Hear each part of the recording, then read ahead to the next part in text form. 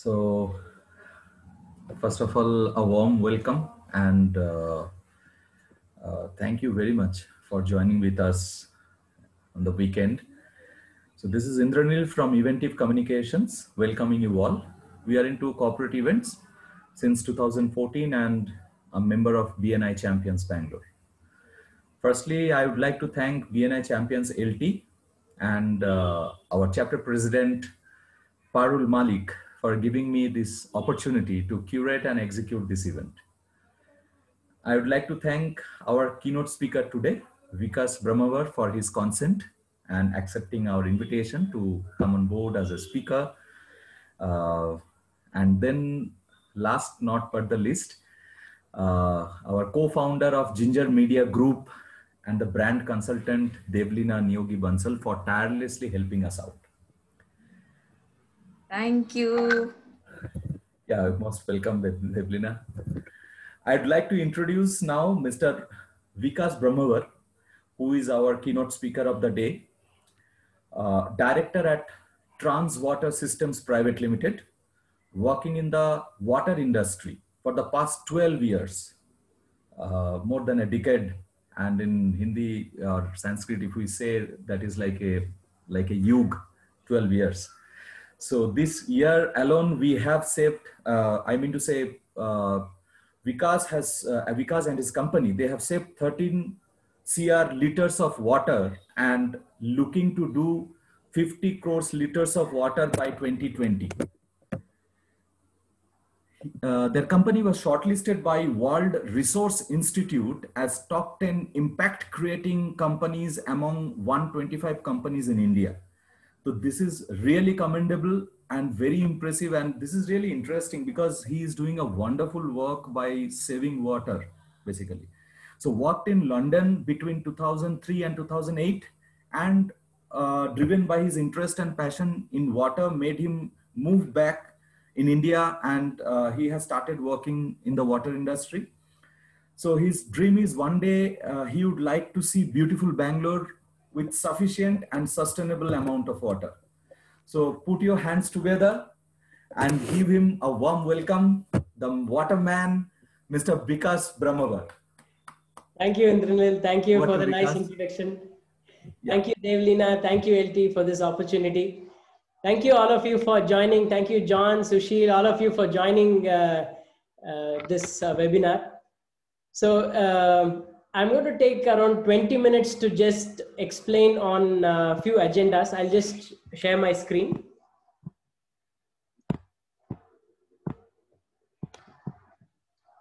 You guys are able to see?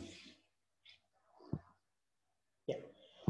So basically at the end of this webinar, I want some value to be added to all of you. So by the 30 minutes when it is over, you would have known little more about water. Basically, as Indranil said, I have been in the industry for the past 12 years and I've been focusing on water quality improvement and water recovery. So this session is to know more about your water. So I've set an agenda for this session. So basically 3 categories of aspects which I'm going to cover in this session. First is domestic water treatment, which includes your home water purifier, what you should know, what you should do before deciding buying a purifier. Your independent house, what central treatment you are supposed to do. I will brush on what all equipments are available in the market. We don't sell the home level, kitchen level purifier, but I will give a good brief on what needs to be looked at when you buy a water purifier. And then second, I'll move on to water treatment for communities. And then third, I'll move on to water treatment for cities. So this is my agenda for this next 30 minutes. So if you have any questions in between, we can take all the questions. You can write it down or put it in the chat. I will answer all the questions at the end of the 20-25 minutes which I take. So basically first, let's get to our domestic water supply. So we all live in either apartment or an independent building. So where do we get the supply from? So predominantly the city areas get their supply from Kaveri water, municipal water. So what happens is, if you see on the right hand side, that picture is the substation of BWSSB substation. From the Kaveri river, which is 100 kilometers away, we pull water, we push water using 65 substations, which means There are 65 large pumping stations like this, which keep pumping water to the city. And when it comes to the city, on the left side, which you see is the pipeline. We have different kinds of pipeline which is used. Some are cement pipeline, some are metal cast iron pipeline, different kinds of pipeline. Through these pipelines, the cities, the residents, layouts, all of us get water through large pipelines like this. Okay. Now these pipelines are laid very long time ago. So for example, the core of the city is at least 40 years, 35 to 40 years old pipelines are there. And few are even older, 75 years, few old pipelines are also there. So pretty large pipelines, few are metal, few are cement are already there. These metal pipelines are either cast iron or ductile cast iron, which has 20 to 30% chromium in it. And these pipelines carry water to us. Now government, when they take water from the river, there are lots of contamination which happens in the river, right? So government does a central treatment called cascade aeration. They give air to the water, meaning they aerate the water, and then they put disinfection chemicals, which can be either chlorine, chloramine compounds, different types of chemicals are there, which government puts, and the water gets disinfected and sent to us. Now what happens, these disinfected chemicals can react to these metal pipes which has chromium, and chromium alloys, chromium 6, chromium 3, all these can get leached onto the tap. I'm not saying it will happen every time, but the pipelines are, some pipelines are so old, but there can be contaminations coming into the water, first thing. Government adds these disinfection product to kill bacteria and virus. There is no other intention of purification or anything. They don't want disease to spread because of this water, so they disinfect the water with these chemicals. Okay. The parameters which government handle is just bacteria and virus. There is no further filtration as such which is done, because on a high level that is all can be done, right? When it comes to our home, so few of the areas get completely chlorine smelling water. Few core areas, they don't get chlorine smelling water. Probably chlorine has escaped already. There is no residual chlorine in the water, but most of them get little chlorine smell in the water. So that comes to our tanks. Okay.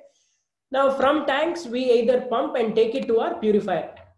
Now I'll first start with the domestic purifier at your home, right? So on the left hand side, you see one kind of purifier. On the right hand side, you see other kind of purifier. So in the market, there are so many kinds of purifiers, but predominantly most of them go for reverse osmosis RO water purifier. So these purifiers have different stages in it. The first stage generally is for dust particles and all these particles.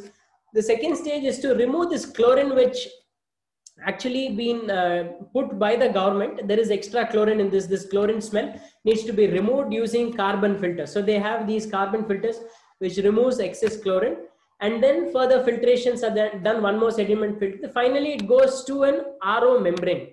What is RO membrane? That does very high level of filtration, including chromium, nitrate, all these contaminants which could possibly come, gets filtered using these membranes. Okay. And then we take the water in the tap. It's crystal clear, it's clean. So all these process happens in your water purifier, right? Now, whenever we talk about water purifier, most of them, you would have seen AquaGuard, or most of them talk about two major parameters. Most of them talk about TDS, which is total dissolved salts. They'll come and dip 1 meter in your water and show TDS, which is total dissolved salts in the water. Some recently people have started demonstrating pH in the water. Okay. Now, TDS is a measure of all the salts in water. It is not one single parameter which is measured. It is measure of all parameters in the water, including heavy metals, nitrate, all these parameters together indicate TDS. pH measures the acidity of the water, whether it's acidic or alkaline acidity of the water. But both of these parameters are not conclusive to say what purifier you'll have to buy, right? The market has gone in such a way that if TDS is less, I cannot drink. TDS is more, I cannot drink. There are lots of debates which are happening on less TDS, low TDS, high TDS, low pH, high pH. But the point to worry with cities now is not these two parameters predominantly. It's the other parameters which are there in the water. The real problem in the water which we could possibly get is nitrate, fluoride, lead, chromium, all these parameters. Now, few of them ask, when I put RO, will I not lose all the minerals? So for which I got a reason. My friend Govin gave an example. when you are caught by a police inspector, you say, I won't wear a helmet because I lose hair. So would you want to lose your head or lose your hair? So that is the situation which we have reached in terms of water as well. So we do lose some amount of minerals from the RO, but there are other minerals which cannot be removed without RO. So it's predominantly in the cities we might have to go for RO in spite of losing some minerals. Now when during your younger days or when you have gone to a village, most of them take water from a well. So they take the water from the well, boil it and drink. Do you know the TDS of that water? Around 20 ppm. Now ppm, when 20 is the TDS, people are so afraid I lost all the minerals. But see, from the water, the mineral which we take is not that high compared to other sources. For example, they say from the water you drink for the whole week, the amount of mineral calcium which you take is equivalent to 1 glass of milk for the whole week. So you effectively don't take that much amount of mineral from the water. So having low minerals in the water is okay compared to having nitrate and fluoride and other heavy metals in the water. So now coming to Kaveri, predominantly most of the places Kaveri water is good. Some places it is bad, but predominantly there is higher chlorine in the water. Nowadays we don't know what water we are getting even in Kaveri. For example, if you measure the mineral content in the Kaveri water river, it is only 40 ppm. But by the time it comes to Malleshwaram, it is around 80 to 100 ppm. When it reaches Jayanagar, it is around 120 ppm. At HSR, we get around 200, 210 ppm. So there are so many things which are getting added either in the pipeline or in the treatment, or different kinds of sources of contaminations are possible. So that is the reason, to avoid contaminants which are really harmful for the body, we prefer a purifier such as RO water purifier. Now, if someone contemplates that I don't want to use RO water purifier, then it is subjective. They'll have to see their water. They'll have to understand their water. It is like testing your blood. We'll have to test the water and understand what are the contaminants, and then decide whether not to put RO or decide not use any other purifier. Okay. Now in Bangalore, we this report is from various water sources in Bangalore, predominantly near the industrial area. This is near Pina, which we have taken. These are all the harmful metals which I have shown in the previous slide, like iron, nickel, lead, zinc, copper, cadmium, arsenic. There is nitrate as well. So if you see the desirable limit of these parameters, it is mentioned in the third column. 0.3 is for iron. The maximum permissible limit is 1. But if you see, predominantly out of 40 samples, 10 samples failed in most of the cases, and it's 25% of all the samples failed when it comes to iron. When it comes to nickel, 95% of water which has been tested failed because there was higher nickel. If you see cadmium, 87% of water, 87% of samples failed because of cadmium.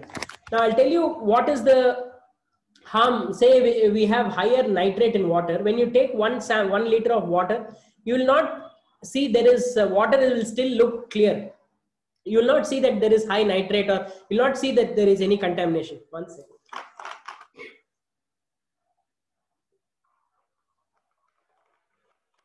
So if there is high nitrate in the water, you know what it does? The body's cells carry oxygen to different parts of the body, right? It reduces the capacity of cells to carry oxygen to different parts of the body. This is pretty serious because the limit is 45. In 2008, when we tested nitrate, it was between 35 to 40 in Basveshwar Nagar.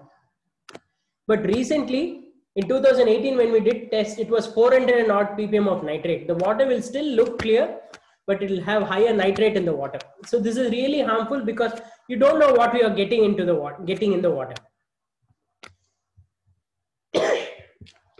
We also took samples, 30 samples recently. This year, January, we took 30 samples from different regions of Bangalore. Okay. Out of these 30 samples which we took, only 2 samples met the norms of usage, drinking. All the other samples did not meet the norms of drinking, right? So it is, considering the majority, is very important to have a decent water purifier. Now, few people ask what brand of water, RO water purifier should I buy? there is no company in India which is actually manufacturing the core component, which is membrane. People buy the sheets and roll. So all the companies use predominantly same kind of components. The most important thing is the service. In your region, whoever is giving good service in terms of coming and replacing the membranes, replacing the components, that would be the right choice in terms of selection of the purifier. Now, going to the next category, if you live in an independent house, independent building, what is the treatment plant you would need? Say you construct an independent building, say in Indranagar, you dig a borewell, you get borewell water or you get Kaveri water. Now, what is the treatment system which people generally put? These are called water treatment plants. Currently, these systems are sold as commodity. For example, I build a building, I see the next building, they have put 3 cylinders in their house. I will also put 3 cylinders in my house, because that is how commodities are sold. Water treatment plants are sold that way. Okay. But what ideally needs to be done is water treatment plants are to be supplied for the water. For example, you design a house, you put a treatment plant, 3-stage treatment plant. The first stage is filled with one material, second stage is filled with second material, third stage is filled with third type of material. Now, if your water has leaching capacity, it will leach this material from the first stage and take it to the next stage. What I mean to say is, it is always not good to have 3 cylinders, 4 cylinders without knowing what your water is. Your water might require only 1 cylinder. Adding 2 cylinders can cause more harm than actually filtration. So this is what we should understand. It cannot be bought as a commodity. On the left, if you see these type of cylinders, you would have seen in many places, those are called softeners. So water softeners are very common nowadays. People who get hard water, they buy water softeners. Okay, water softeners reduce the hardness of the water. So few people lose their hair because of hard water. 4% of hair fall is because of hard water. So people put water softeners. In that, there are different grades of materials which are used for water softening. There is one more product called water conditioner. That is again to address hardness of the water, but it does not remove the hardness, but it neutralizes. So I moved back to India in 2008. I decided I will not use chemicals to treat water for hardness. So I decided to import one big lot of water conditioner media. Okay. This supplier from the US supplies material to NASA. So that is, I always wanted to get the best product to our country and all that. So I got this product to our country in 2008. We have done close to 120 installation of water conditioner. This is not a softener. This is a non-chemical way of treating hard water called water conditioners. Okay. Now, between 2008 and 2016, water conditioner was very prevalent. The reason because there was no much variation in water quality. Okay, these conditioner work on a very specific water quality. Say, for example, one of your parameters is 100, the other parameters is 90. So say TDS is 100, nitrate is 90, then this conditioner doesn't work. So people have to go for softener. So there are lots of products nowadays in the market called as conditioners, which are non-resin based. They put electricity, they put magnet, different kinds of conditioner. All of these products work on a scale, on a laboratory scale, or on a known water quality. So if I know exactly what are kinds of parameters coming in, and there is no variation over time, then conditioner is good. If in now it has become the case that even very well known areas which were having consistent water quality in 2019, 18 and 19, it has started varying really high. So this conditioner is nowadays being again replaced back to softener, because that seems to be the only way to chemically reduce the hardness of the water. So for independent house, people have to think about 2 things. One, do they need too many treatment systems? Adding, will it harm their water quality, or will it not harm their water quality? Because we cannot have leaching of water coming from different stages of the treatment itself. One most important thing which needs to be adopted in the water treatment plant nowadays is monitoring. Because today you're getting this kind of water, tomorrow you'll get a different kind of water. People buy tanker waters. Each day you get different kinds of water. So it is very important to monitor the quality of water remotely. So our equipment which we sell as water treatment plant has all these capabilities where we are able to monitor the quality of water and then decide to change any material inside, send our people. This monitoring has become really critical to water treatment industry as such. Now for any independent house, two things they have to see: buy products not because the neighbor has bought the same product, buy product for your water quality. Second, know your water quality either by remote monitoring or regular water testing from a laboratory. Without testing, we will not know what is there in the water. So these two needs to be handled by any vendor who is supplying a water treatment plant for an independent house. Right? I'll go to the next part, communities. So I finished individuals. Now I'm going to communities. So now when communities, say you live in an apartment complex, I'll tell the procedure on what happens at your apartment complex when you buy water. The tanker guy or the municipal water or the borewell water gets filled into your sump, right? From the sump, it goes to your overhead tank, or if you have hydropneumatic system, it goes to your taps directly.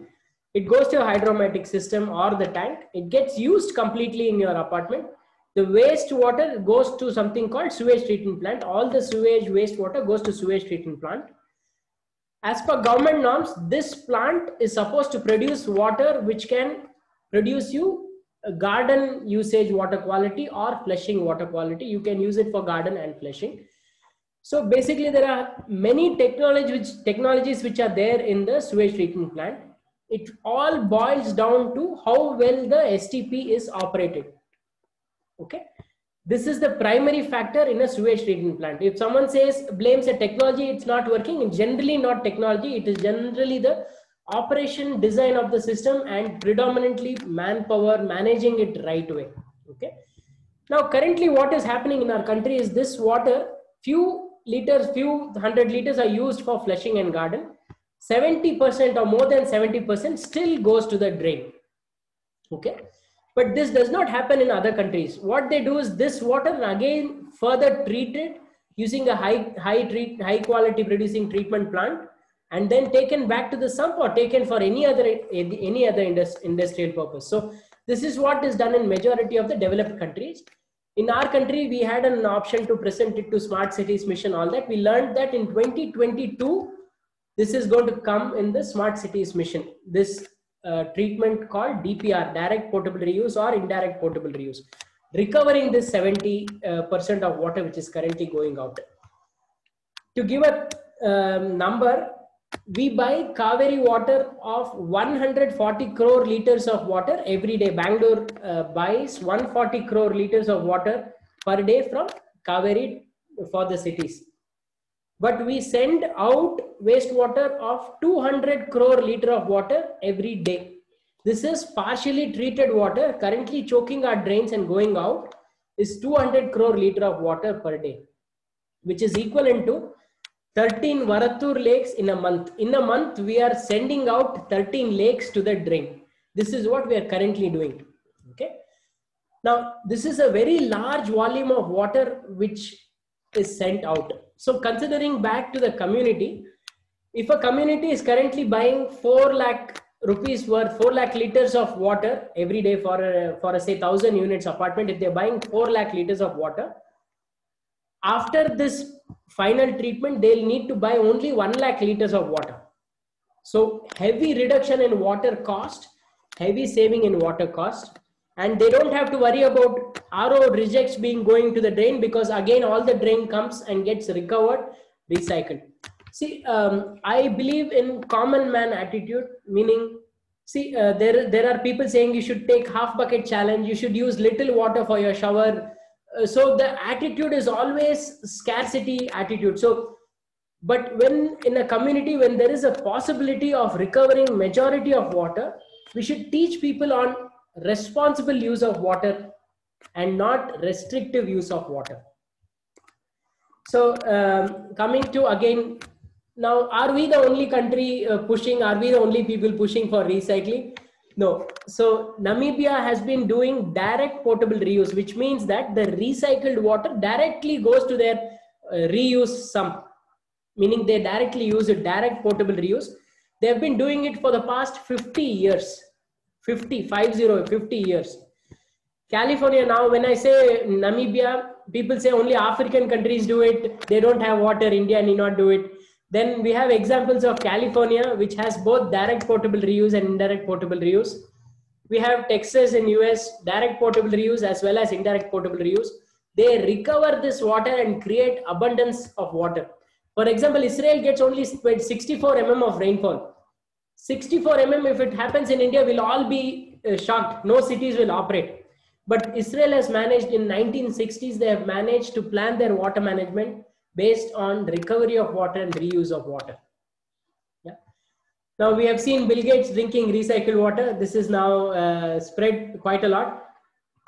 We have also seen in Singapore, if you have traveled to Singapore for 3 days, okay, the statistics says there is 99% of chance that you have drank recycled water. Recovered water is sold in shops, people can buy. They called the citizens of Singapore and introduced this water in the stadium. All of them in the stadium drank the recycled recovered water. China uses 60% of reclaimed water. We are not even at 1% of reclaimed water which is being used in our country. 60% is actually reused. So now coming to our country, why is this important at this moment? So now we will say, let it come to our neck, then we'll see. 2008, the average borewell depth was between 400 and 500 feet. Now it's gone to 800 and 900 feet. We are digging water which has been there for hundreds of thousands of years. We are taking that water and using it for our fast growth. We are also taking water from the rivers. So these river water was previously supposed to be given for agricultural, that entire agricultural belt. In the last 5 years, 69% of our agriculture depends on the borewell water and not the river water. So where we are heading towards is we don't have enough groundwater, and this slide confirms that. See, this is the water cost in different cities of India. In Bangalore, to get 1000 liters, you'll have to spend 90 rupees for every 1000 liters. That's the cost in Bangalore. This is considering the average cost of tanker and the municipal supply. You know, government actually, it costs government 85 rupees per kiloliter to pump the water from the Kaveri to the cities, but they subsidize and give it between 8 and 20 rupees depending on the slab. So they subsidize it heavily. All the budget which goes is in pumping and getting the water to us and depriving all the river belt people on the city's water demand. So now the demand is increasing so rapidly for water, and hence the prices. This chart shows what is the prices in different cities. Now our next segment now, apartment associations, we help them recover water, reduce the water cost. Other important segment which we look at is malls and IT parks. Okay. Now you all have gone to Orion Mall or Soul Space Mall. Many malls are there in Bangalore. We all have gone. We enjoy having coffee there, having parties there, good coffee, good ambience, all that. Predominantly it's because of good ACs there, good HVAC systems there. But if you see in this picture, the top in the terrace, they have large tanks which are called cooling towers. I have pointed out to a few cooling towers. These towers keep the whole malls air conditioned.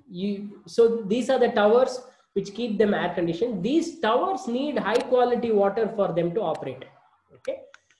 Now, what people normally do is they either buy tanker or fresh water for this requirement. So average mall, average mall requires between 50 and 60,000 liters of water to operate their ACs, central cooling tower, 50 to 60,000 liters.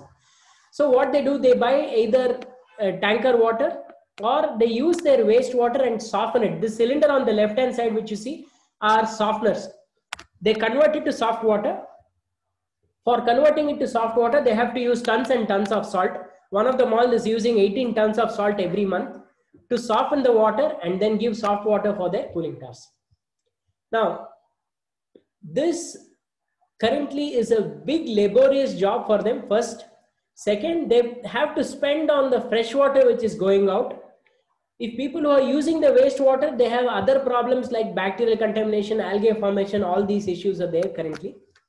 This costs them quite a lot of money, either for water or the maintenance of these systems, right? Now, what is the new way forward is equipments like this. We take the current water which is going out as waste, that water we take it and recover it to high quality drinking quality water, give it back for their cooling towers. So there they save money, they save water, and there is no laborious tasks and no contamination back to the outside the building. So we are now targeting one of the malls to become LEED certified. So that will be the only mall in India who are 100% LEED certified. We are targeting that. So we'll be able to recover any wastewater and give them back water. For this, for malls and IT parks, we currently have a model where we supply the equipment at our cost and charge for every liter of water we supply. So with these setups, we have currently touched around 24 crore liter of water saved. By December, we are looking to target 50 crore liter of water to be saved with all our equipment lying in different, running in different locations to produce high quality water. Right. The next, coming to cities. So I had an opportunity to live in different parts of the country, so predominantly in London. So I would request after this webinar, when you look at your old photos, you go and look at your old photos. When you stand with your family, you always have some water body behind the photo. So we all beautify our photos with water. That is what is done in all the cities. So during my lunch break, when I was working in London, so I used to grab my sandwich and walk in the Tower Bridge. So I had been fortunate to walk in the Tower Bridge for my lunch break, and not even one day there was smell coming out of the river Thames. Okay. So all the cities which have gone, all advanced cities which have gone, have very clean water bodies which are maintained. So I feel really bad when we see our Bangalore. So we used to have 1,000 lakes in our Bangalore. So now we bring visitors to our country not because of any water body. People don't take photos in front of Vrishabhavati river because it's full of sewage now. So for cities, if water bodies needs to be maintained, recovery and high quality treatment is the first thing which cities have to look at. Now, the left side picture is from Eiffel Tower. When I had gone to Eiffel Tower, you see all the photographs which you see, your own pictures, wherever you have gone, it will have water bodies behind it. It's predominantly because of clear water running in these water bodies. Now, a few of my friends say, you have not seen India, you should first see India. So in our country, if we have to see a pristine, clean river, we have to go to Sikkim. The right side picture is from Sikkim. So where the water is clear, there is no enough human habitation, so the water is clear. But we cannot see any river or a lake or a pond with such clarity of water in our city. So my vision and view for our city would be to have clear waters in our lake, clear waters running in our rivers, and it is not complex for it to be done.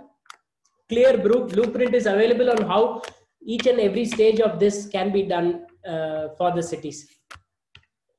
For the cities, I feel the most important point I want to convey is the way we think, right? Now, whichever seminar I go, they either talk about saving water. The predominant 1 hour, 1.5 hours gets saved on stop your leaky pipes, save rainwater. The standard topics is all on saving water, saving water, saving water, right? I agree, all of them will agree on that because that is the most easiest way to think about water. But Israel, Singapore did not get. Singapore gets more rainfall than our Bangalore gets 900 mm. Singapore gets 2,300 mm of rainfall. So the mindset should be growth. For example, if you ask Jayashree, you don't keep your money idle in your account. You always want your money to grow, right? If you keep on thinking of saving and keep the same in savings account, you don't get much money. So you always think about abundance, having more money or having more water. So the mindset for water, I believe, should change from save water to more water. So cities and all of us should think, how can I have more water by adopting technologies? Because technologies have been there forever. We can convert 99% of globe is water. We can convert any water, sea water to potable water. It is not the technology which is a barrier. It is the mindset and willingness to move forward with growth mindset rather than restrictive saving mindset. So I would finish saying let's save more water than save water. If someone comes to you tomorrow and say, let's save water, then tell them, how can you have more water? And say, I'm not saying don't save water. So I'm saying saving water is necessary. Being responsible to use the water is more important than saving water. So if you ask a common man to use only half bucket for his shower, he won't do it long term. Environmentalist will do it. So let's all focus on creating more water for our country and have a growth mindset than a restrictive mindset. Thank you all of you for listening to me patiently. I would like to take questions on this. Thank you very much. Thank you, Vikas. Really an eye-opening session. Wonderful. Fantastic, fantastic. Thank you. Really, Thank you. very beautifully explained and very simply explained. And I love, that part of you, Vikas, where you ended it by a hope. I mean, in between, I was just like about to sit like this. Oh my God, am I not doing anything? But very nice, very, very lovely session, and really a great eye opener for a lot of things. Thanks. Thank you, Paran. Thank you for that.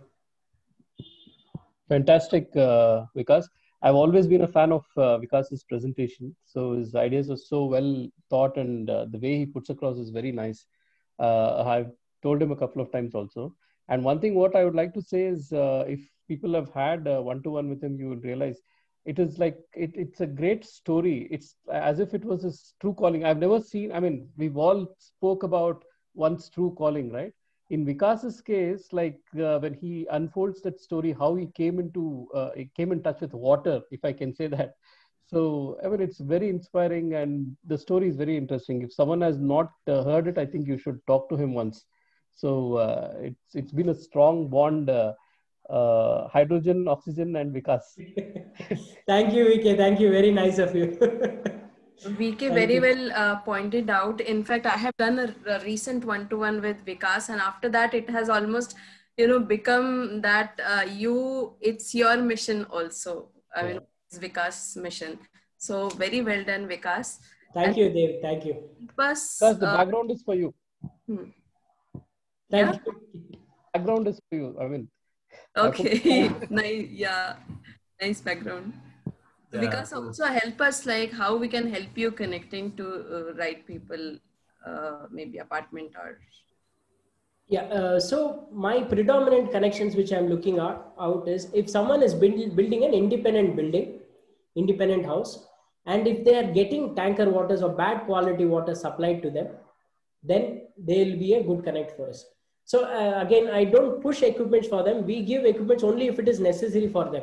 So that would be the first connect. Second connect would be for IT parks and malls. See, we can help them save money and water, IT parks and malls. It is a direct saving for them, IT parks and malls. And then third would be apartment complexes. See, there are a few apartment complexes now in a stage where they have only one borewell left with little water coming, and predominantly all are tanker waters. In the next 3 to 4 years, if they don't plan for some other alternative for sustainability, they're going to have a lot of problem in 3 to 4 years. So I understand, see, apartment, there is a huge mental block in terms of using any recovered or recycled water, right? So it won't happen in a day. If apartment complex decides today, in the next 2 years, 3 years, they should have a plan on what they are going to do for their sustainability issue. Because if one borewell dries completely, they are completely dependent on tanker. And when summer comes, they are at the mercy of tanker on when they are coming. So apartments who are having only one borewell or very predominantly depend on tankers, they have to clearly plan their water management. We can help them. I don't want any orders now from them, but it is my interest to help them save water together with, they cannot sustain after 3-4 years. If there are 2 years of drought, what will they do? So that is the point of worry. So please connect me to apartment association who are in that situation, which you feel they should adopt to good water management. So these are the 3 main asks. Now I'm part of one Lake World group also. I'm looking to revive lakes. They have a target of 10,000 lakes. So I'm please connect me to environmentalists who are keen on who are really keen on saving and recovering water, not necessarily commercial entity, but my commercial entity and passion moves together. So it would be good to get connected to environmentalists who are keen on either water, like our David, people like that who are very conscious and environmentalist, that would be a good connect.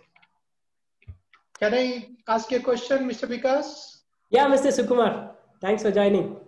Yeah, thank you. It was a great webinar from your end, educating sir. us about the water importance.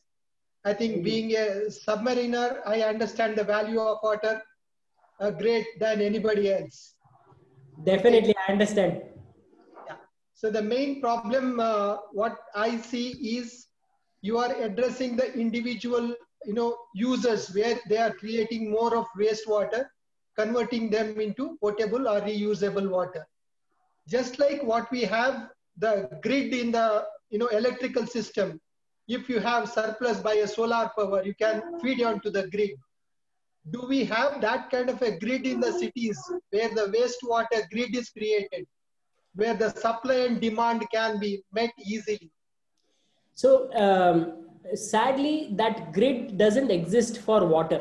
So what had happened is we have always been dependent on river water.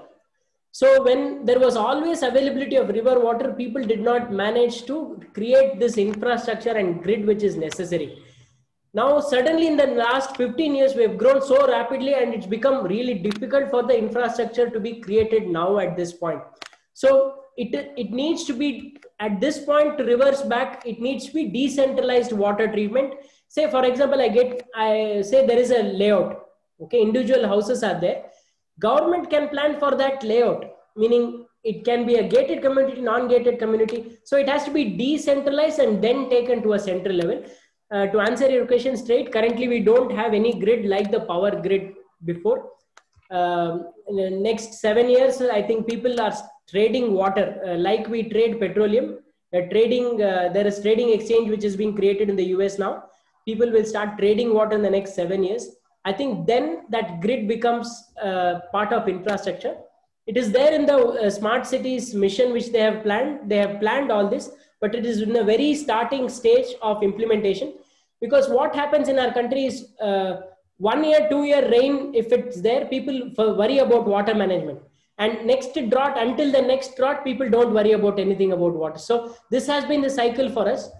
So it is happening, but it's slow. Thank you. Thank you very much. Thank you for this good question. Yeah, Vikash would like to pick a question from one of our participants, Yeah. Mr. Vinod Ramanatham. So he is asking, what is the cost for implementing an apartment complex of little over 200 flat? Right.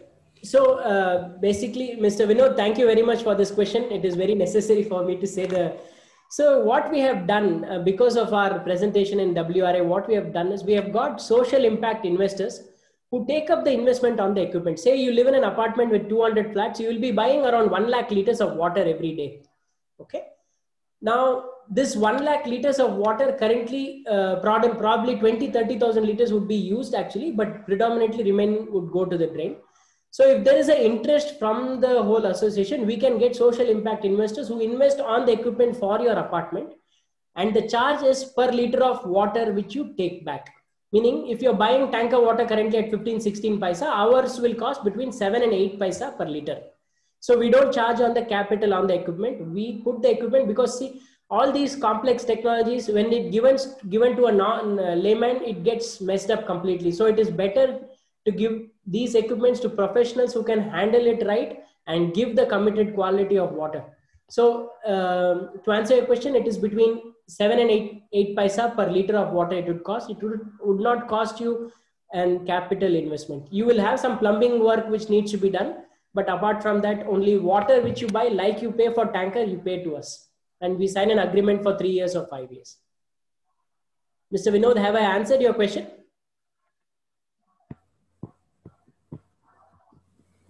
Can I ask a question, Vikas? Yeah, Vike. Yeah. Please go ahead, sir. Yeah. So thank you. So are there grades of the quality output of this treated water? That is one. And how is the acceptance in terms of people's mind? Like if you tell them that this is recycled water, I think I remember you telling me that it is portable completely, right? We can even drink it. So is it in practice in India, and what is the scene in Bangalore? Yeah, so predominantly in Bangalore, what people do is there is, see, if it is an association or an apartment, it is not an individual's choice, right? So people cannot force the recycled water into throats of other people. So there is always a huge block in terms of all of them accepting. So people currently what they do is they recharge it to their borewells. If people live it in a large area, they recharge it to the borewells. Second, they start off with recycling it for flushes, start off with that. And over time, see, our equipment has all these remote monitoring, all that. So they get 10 minutes once data on what is the quality of water. So they can real time compare on tanker water and this water. So it will always be high quality water. So to answer your question straight, are people adopting it now? Psychologically, no. But there are other avenues where people can use and are using. There's one layer TZ homes, they are taking it directly to the sump. It is actually accepted by all of them. They're recovering it fully and taking it to the sump. So every water is high quality water for them. Okay, no, thanks for that. What I'm asking is there grades of quality, or your output itself is a potable quality? Yeah, so we only differentiate one kind of water, which is drinking quality water. So it is either drinkable or non-usable. So these are the two categories of water. So if it's like in Europe, if there is a recycled water, and in India there is recycled water, both are the same quality? Ours is better. Wow. Okay. The reason, because in US, different places, it is all managed by government. There are lots of budgeting. They decide on how many stages to put. Okay, few places they put all the stages and produce potable. Few stages they see with this stage itself it's producing potable. They ignore one stage. So we have not done all that. We have put all the stages which is required, like a bottled water which is available in the market. So we have put all the stages. Yeah, hi Vikas, Vinod here. Hi, Mr. Sorry, Vinod. yeah, I was not on the headphone, so I couldn't answer your question. No So issues. first of all, thank you very much. It was a eye-opening presentation actually. Thank Really you. appreciate your efforts on this. But I have one more question. Like these days, because of the water quality, most of the people are using this water treatment plants like ROs and all those things. Right. But thing is, out of 100%, 50% is just going into the drain, right? Right. So Correct. when you are setting up these type of equipment and all those, do you have any facility where you can reutilize that water? Yeah, so this is a very good question. So what happens is predominantly people understand RO as a wastewater generating equipment. That's what people. Yeah, you're right. So, Yeah. but predominantly RO industrial systems, if it is designed properly, we can recover 75% of water. We don't have to waste 50%. So we can recover 75%. And the 25% which is wasted also, it doesn't actually go out of the facility. It Can goes be back used. to the inlet. Okay, okay. So there is effectively zero discharge. There is no wastewater going back from the building. So basically you can recover that water with the process called dilution. See, it needs a good amount of study on water balance. What kind of water you have, where this reject water can be reused, recirculated. Yeah. So basically we don't send any, from our equipment, we don't send any water outside the building. It's again comes back to us as inlet, and it is a continuous cycle where it keeps coming back. In the sewage plant, there is sludge which is going out once in 6 months. That is the only waste which is going out. Okay, yeah. So to answer your second question, are these water treatment plants required? It is very subjective. Some areas, water treatment plant elaborate is required. Their water is black in color. They have too many contamination.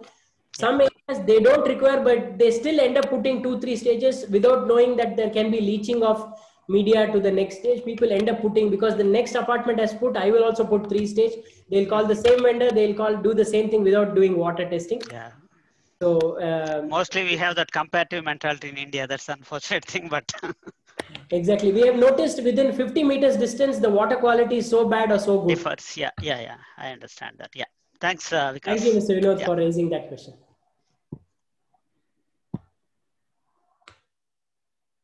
Yeah. So, because as of now, what are all questions we have got in the chat box we have addressed, as well as I would like to thank participants, as well as if they would like to ask any more questions before winding up. Yeah, Badri sir has asked, do you do water testing? But these are, we give it to an external laboratory, NABL certified laboratory for testing. And we previously had few BNA members are there. So nowadays people say they will give reports based on what you say. So now every report, each report we give it to different NABL certified laboratory, and we'll ask the customer to call directly and give the sample directly without our involvement. So if you want to get your water tested, best thing is any NABL certified laboratory. They will send people, they will collect sample, they will give you 14 parameters which generally needs to be tested. The worrying part is nitrate and other parameters which you'll have to see. You can share the report to us. If there is any treatment required, we can say. If it is not required, we don't put any systems.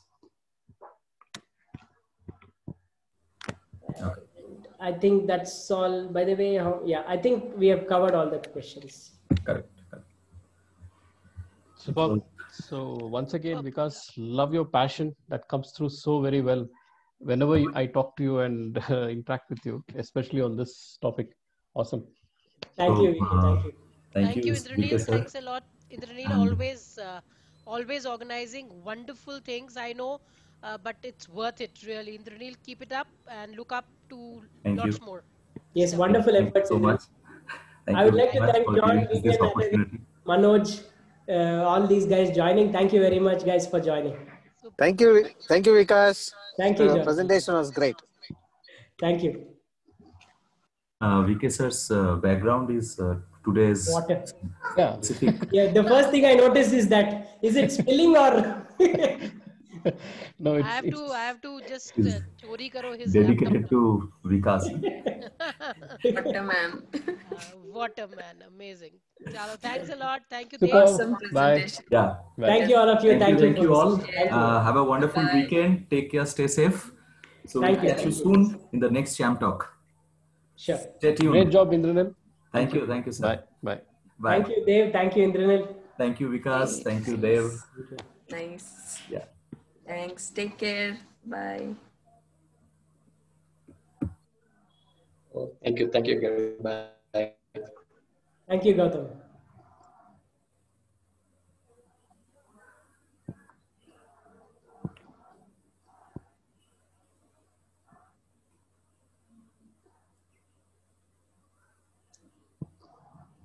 Anita, Ravi sir, Venkata Krishna, Meenakshi madam, thank you for joining. Sorry, I missed most of the session, so I just joined very late, and the last 10 minutes was like really interesting, and if I would be able to get the recording, that would be really great for me. Sure, madam. I'll put it in YouTube and share it.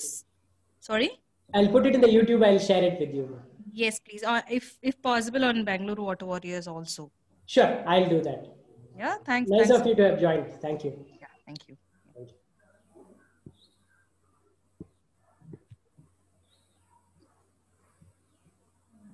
So I think Vikas, yeah, you can wind up now.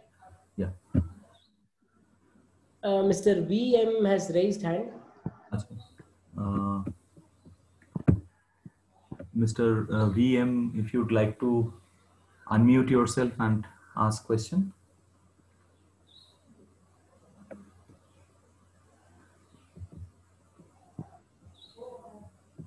It's okay then. Yeah. Sure. Then. So I'll just have to stop the session and stop the recording, right? Absolutely. Sure. And you can just give it say a time for rendering, so it will save at your laptop. Sure. Thank you, Indranil, for helping. Thank you. Thank you. Wonderful, really wonderful session. Thank you very much. Yeah.